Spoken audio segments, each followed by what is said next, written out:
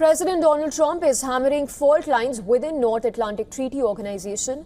US, that calls itself the guarantor of European security, is now threatening to compromise it. New age realities are challenging Cold War-era institutions, and the US president is testing his European allies and even using trade, security and energy. While Trump has shown no sign of stepping back on his territorial ambitions in the Western Hemisphere, be it in Greenland, Venezuela or Canada, Trump, corollary to the Monroe Doctrine, is on full display.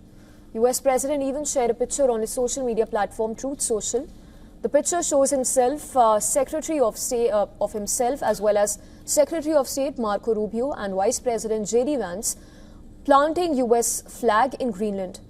In another post, he shared an altered image of him sitting with European leaders with a map that showed Greenland, Canada and Venezuela in the colors of US national flag.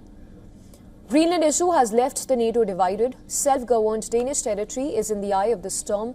Denmark has deployed additional troops in the region, while these troops will take part in ongoing Arctic endurance multinational military exercise as well.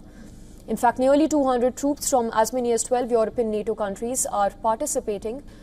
And punishing this move, Donald Trump has now unleashed a trade bazooka on 7 European NATO countries, which includes France, UK, Germany and Denmark. He's even imposed 10% tariffs starting from 1st of February. The rate would now increase to 25%, and that is if the deal on Greenland is not reached before the 1st of June. Trump has time and again refused to rule out military action to take over Greenland, and this action could even upend NATO's foundation principle inscribed in Article 5, which is an armed attack against one NATO member shall be considered an attack against all member states. But the Charter does not provide any answer on what happens if the aggressor is a fellow NATO member. In wake of this crisis, European countries are now facing with strategic ambiguity. European Union Chief Ursula von der Leyen has said that the bloc is ready to work with the US on Arctic security. But on the other hand, she's even pledged unflinching, united and proportional response to US threats on Greenland. And this is why we are working on a package to support Arctic security.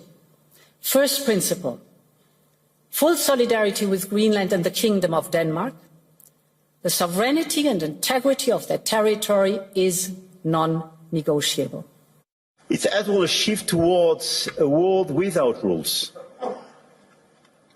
where international law is trampled underfoot, and where the only law that seems to matter is that of the strongest, and imperial ambitions are resurfacing. Well, interests of US are not just different from that of other allies, but are also against them at times. 10 Downing Street in London, in France as well, or the other power corridors in Brussels, every US ally is now mulling a deterrence that provides a pushback against Trump, but without completely turning him against them.